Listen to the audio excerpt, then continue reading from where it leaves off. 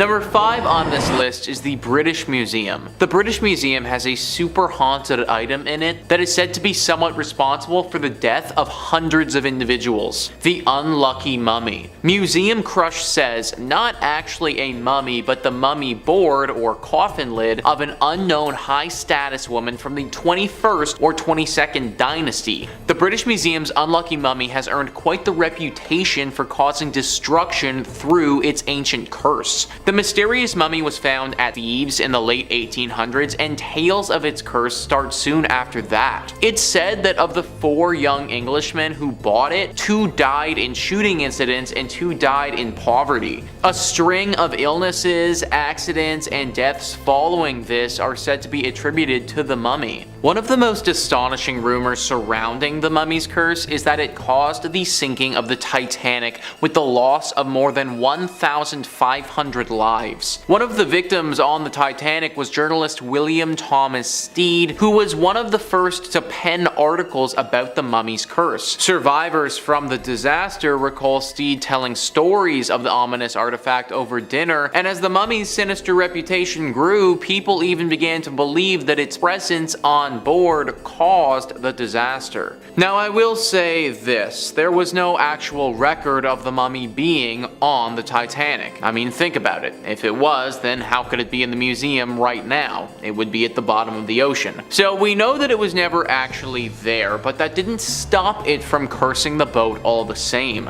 It's believed that Stead carried this curse onto the ship, and that the telling of these stories are what ultimately cursed the ship to begin with. Almost as if bringing up the mummy multiple times in a row unleashed its power. For my sake, I really hope that this isn't the case though. Pretty sure I've talked about this mummy a few times before on this channel, and if this is like a Beetlejuice thing, like say it so many times and then it happens, then I could be in for some trouble. Number 4. Zappes Museum of the Paranormal. Now for most of us, we probably wouldn't think of mixing cursed items in with the decor. I wouldn't want to bring that dark energy home with me. I get enough bad vibes as it is. Well, for John Zappes, he welcomes it with open arms. What kind of person would want to do that? Well, if I told you that Zappes was the nephew of Ed and Lorraine Warren, would it make a bit more sense? Feeling inspired by his aunt and uncle, Zappes too became a collector of the paranormal and an investigator of the unknown. Must run in the family. He worked alongside his aunt and uncle on several of their cases where he was tutored by them in the ways of the paranormal, leading him to become a respected hunter in his own right. Following in their footsteps, he opened his own museum of his own demonic relics. His collection includes souvenirs from the cases he's worked on in the past, much like his relatives. Some highlights of the collection include a black cast iron human skull that was discovered inside an unnamed political family's house, a black idol that was used for satanic rituals, a sword that was apparently used to conjure black magic, and a whole lot more. Now don't worry, everything Zappes taken in is safe, it's been cleansed, and he's very careful with his vetting process. Apparently anything too cursed for him to feel safe bringing into the museum, he throws into a body of water. So just be careful swimming around the museum, I suppose. Now the museum is currently closed, but Zappes is searching for a new location to open up again soon. Hopefully somewhere with some nice thick walls. Keep all that evil energy in check. Number 3 on this list is the Thirsk Museum. Located in Yorkshire Museum, this tiny little quaint museum is the last place you would expect to see something haunted. Enter in the Busby Stoop chair. Museum Crush says, Yorkshire drunk, criminal, and coin counterfeiter Thomas Busby murdered his father-in-law and fellow counterfeiter Daniel Aughty in 1702. Busby was arrested at the local inn and sentenced to death by hanging. According to legend, he laid a curse on his favorite chair at the inn, saying death would come soon to anyone who dared sit in his seat. After his execution, his remains were hung in a gibbet from a stoop at Sand Hutton Crossroads, now the location of the Busby Stoop Inn. The inn and surrounding area were said to be haunted by Busby's ghost, but one chair there in particular had developed a rather sinister reputation following a string of tragic accidents. Second World War airmen who sat in the chair were said to never return from their missions, and the chair also linked to several road accidents and fatal illnesses. In 1978, the inn's landlord removed the chair to Thirsk Museum just a few miles down the road. The chair is now suspended high above the ground of the museum to ensure that no unassuming soul can ever fall foul of its curse again. It's been hung there, unmoved, for 40 years. I've looked into this chair further, and for a while there, it really was that if you sat in this thing, you were going to die. It wasn't going to happen in a year from now or something like that either. Like,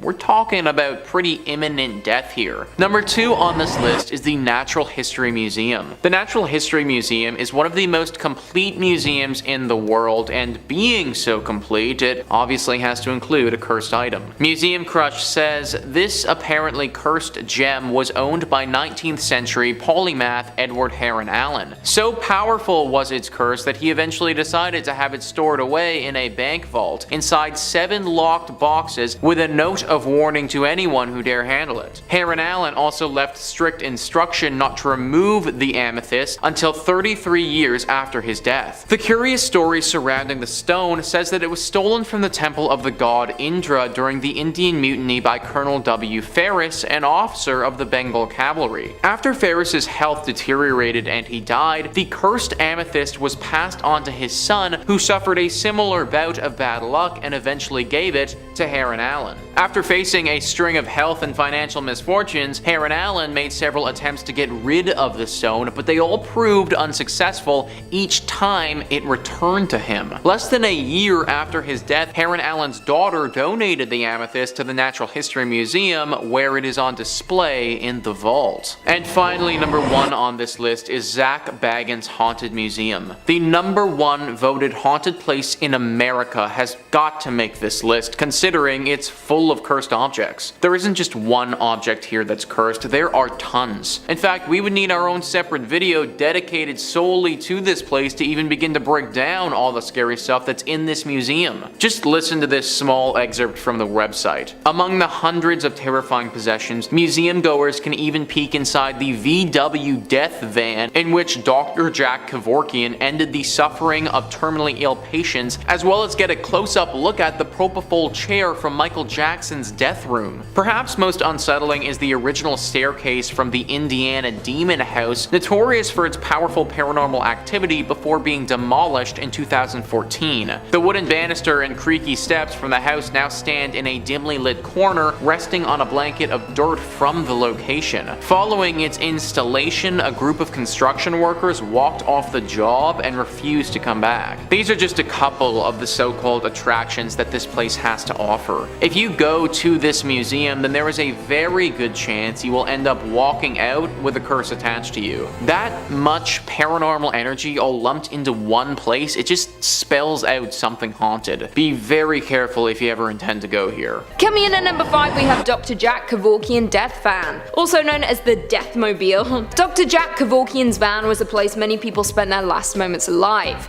The 1968 Volkswagen van was where Dr. Kevorkian carried out as many as 130 assisted suicides in the 90s, and has become a piece of history. However, at the time, the pathologist was met with controversy and public criticism for his taboo work on physician-assisted suicide with terminally ill patients. He spent 8 years in prison for second-degree murder because of this, but is often viewed as a pioneer in the medical field and as an activist. His impact was so great that HBO released a drama called You Don't Know Jack, in which Al Pacino won an Emmy and a Golden Globe for his portrayal of the controversial doctor. Over the year, the death van has seen many different owners. Zack purchased this van for $32,500 from American Jewelry and Loan. When the Detroit pawn shop first bought the vehicle, it was actually featured on an episode of a TV show. Apparently, Long Island medium Teresa Caputo also passed by the van in their warehouse and said she felt something there. Visitors of Zack's Haunted Museum can peek inside the Dr. Jack Kevorkian's death van and see the exact spot where many people people died.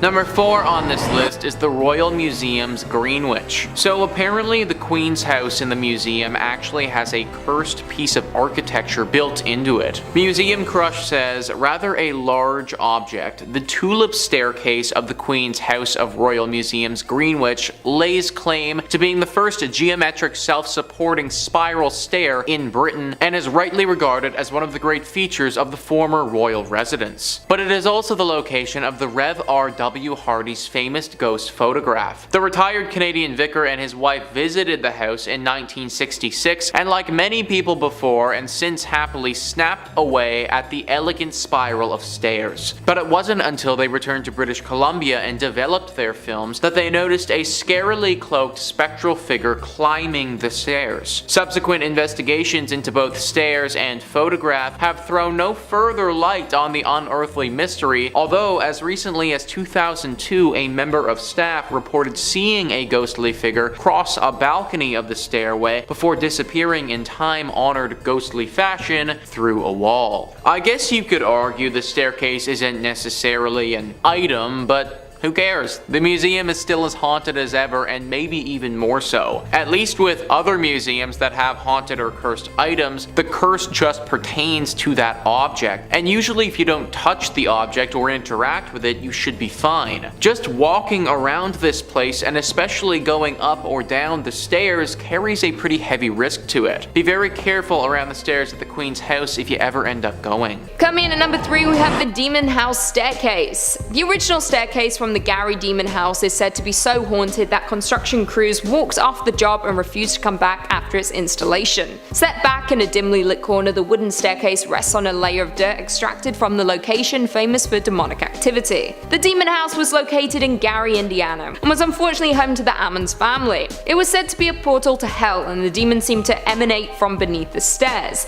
the same stairs displayed at Zack's museum. There were reports of demonic possessions, a child levitating, and many other disturbing events. The family's matriarch, Latoya Ammons, had to undergo multiple exorcisms as a result. It was so bad that even the local police department and social services were convinced of its purported hauntedness. There are things in this world that we will never fully understand, like why Zack decided to buy the home plagued by demonic entities. He did shoot his documentary Demon House there, where he investigated the haunting. It must have left an impact on him because the house has since been demolished and the stairs continue to haunt Zack's museum. Coming in at number 2, we have the Devil's Rocking Chair. This sinister chair is linked to a very famous investigation done by Ed and Lorraine Warren, and its story serves as the plot for The Conjuring: The Devil Made Me Do It. Zack actually purchased this chair for $67,000 just hours before the death of Lorraine Warren. Ooh, creepy. The Devil's Rocking Chair was the site of the infamous exorcism of David Glatzel, who was allegedly possessed by a demon. The 11-year-old at the time was being tormented by a man-like demon who resembled a beast with sharp, jagged teeth, horns, and hoofs. As the haunting progressed, the chair was said to be under the demon's power, and David would often see the beast sitting in it. Ed and Lorraine performed numerous exorcisms on David in that very chair. The final exorcism was a success, and the demon was expelled from David right into his sister's boyfriend, who killed his landlord shortly after. He pled not guilty due to demonic possession, a first in American history, citing that the devil made me do it. It didn't work, by the way. In 2019, the Devil's Rocking Chair's exhibit actually had to be shut down because it was doing its job a little too well.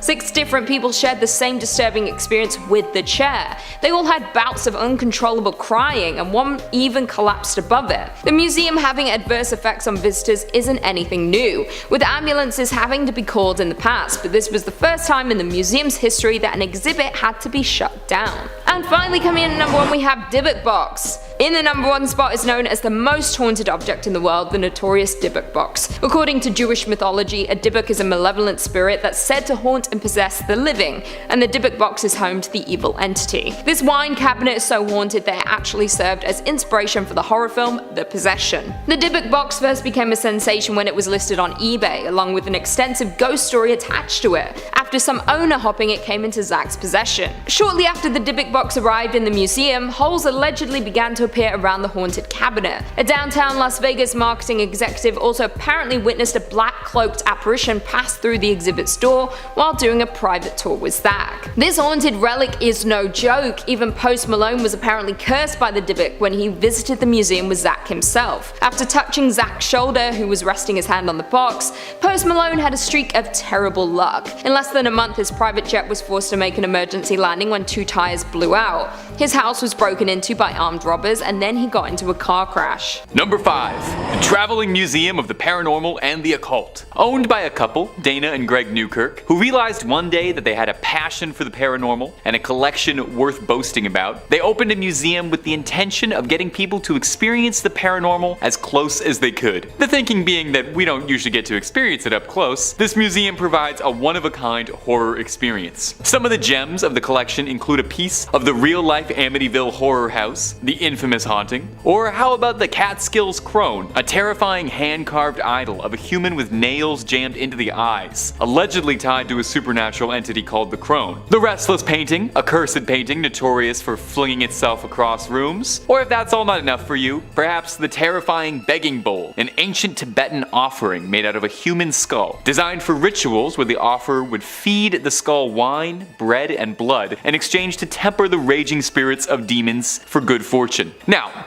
there's no question the Traveling Museum is one of the most unique collections on the planet, and lucky for you, it's always moving. But if you're looking for good scares, you don't need to travel anywhere, because you already know the best scares are coming to you twice a day, every day at Top 5 Scary. Stay subscribed and stay scared. Coming in at number 4, we have Ed Gein's Cauldron. This is certainly one of the more gruesome relics on display at Zack Baggins' Haunted Museum, and it's believed to have belonged to the butcher of Plainfield, Ed Gein. He's known for not only committing 2 murders, but mutilating corpses and fashioning items from human skin. Some of this morbid creation include masks made from real human faces, a human skin lampshade, and a female skin suit. Although his kill count doesn't technically classify him as a serial killer, he still served as inspiration for several fictional serial killers like Leatherface from Texas Chainsaw Massacre and Buffalo Bill from The Silence of the Lambs. This cauldron is said to have been a place for Ed Gein to boil body parts in, but its authenticity is largely unknown. It was auctioned off in 2015 by a man named Dan McIntyre. He claimed to have inherited it from his grandmother, who bought it in 1958 at Gein's estate sale following his arrest. That's bleak as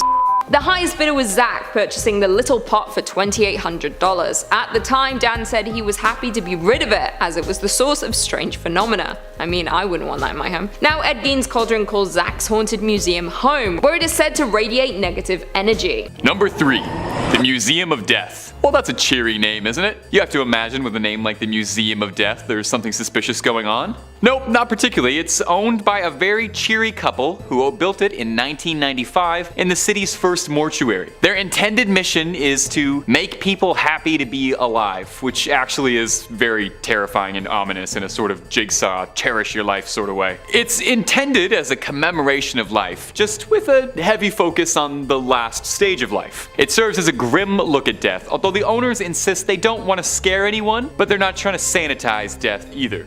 Instead, they choose to show the reality of it, all the grisly details and all. As such, the museum is a site of controversy for quite some time, as some people find the exhibits a bit extreme. Some people go so far as to say it's tasteless, with footage of autopsies being shown and a collection of all sorts of relics from some of the evilest of evil criminals, Jeffrey Dahmer to name one. The museum boasts an impressive collection of bones, skulls, coffins, ancient morticians' tools and execution equipment, and all manner of macabre curios guaranteed to leave you feeling uneasy. Now, it should be noted, the museum is absolutely not at all for those with a squeamish stomach, and really should be reserved for those with a real dark interest in the dead. Number 2. Ed and Lorraine's Occult Museum. Now, it's hard to talk about a list of cursed museums full of the devil's objects without mentioning the Warrens' legendary Museum of the Paranormal. It almost goes without saying. It's probably one of the most famous haunted collections on the globe. Ed and Lorraine were storied demonologists, and the chances are extremely good. If you've even seen 2 videos by us, you've probably heard about them a million times. But It's still one of the coolest museums of cursed objects on the planet and is packed to the gills. It would be just wrong to leave it out of this list. Although the pair have since passed a while ago, the museum is now upheld by their son-in-law, Tony Spera, who carries on the mantle for them. The museum sits in a large shed just outside the Warrens' former property. I guess it's best to keep the evil close to home. The museum houses all sorts of dark souvenirs from the Warrens' storied past and is a veritable who's who for Conjuring and Warren fans. You can get a chance to get up close and personal with the real Annabelle, snap a selfie with her if you dare, or take a look at the cursed shadow doll made of real human teeth and bird feathers, or perhaps a satanic idol retrieved from the woods that caused Lorraine to become violently ill when brought in. If the Warrens were on the case, then they've brought something back sitting on that shelf. Mr. Spera blesses everyone who visits the museum before entry, just in case there's any residual evil hanging around in the air you might be bringing in. A priest comes by too to bless all the items, keep them safe. The museum is currently closed to visitors, but Spera is working hard to have this piece of paranormal legacy reopened once again. Number 1, Zack Baggins' Haunted Museum. Now, if you're looking for the cream of the crop, if you're looking for the peak of the haunted museum circuit, well, then no one has worked harder for that distinction than Zack Baggins, the esteemed paranormal investigator and ghost adventure star. Zack's collection started when he was a young boy, when he would scour garage sales with his mom in hopes of finding strange occult objects. I wonder how often he was finding occult objects at garage sales. Since then, a lifelong obsession would eventually turn into one of the most impressive hoards of spooky finds under the sun. The museum is in Las Vegas, built on a property in 1938 that has been said to be home to dark spirits who pass there, and their energy remains behind. Before becoming a museum, it's rumored that it used to be home to secret orders that would perform dark rituals. Among some of Zack's more treasured haunted items are the Dibbuk Box, a wine rack said to be home to the world's most malevolent poltergeist, a possessed rocking chair from the famous Glatzel case, inspiring The Conjuring, The Devil Made Me Do It, and tons of relics from the world's most sinister criminals like Ed Gein or Ted Bundy. Now, it goes without saying that a building replete with haunted items is a melting pot for spirits and haunting sightings. The tour warns you and asks you to sign a waiver before entering that you're knowingly putting yourself at risk of endangerment from unknown forces. Now, staff at the museum have reported everything from seeing strange lights, shadows, hearing peculiar noises, feeling unwell around certain objects, all the way to real extremes like seeing mysterious figures and cloaked, robed people at night. If you're feeling up for it and you want to feel like a paranormal investigator yourself, the museum also offers solo tours at night with nothing but a flashlight to guide you. Just be aware of what you're going up against.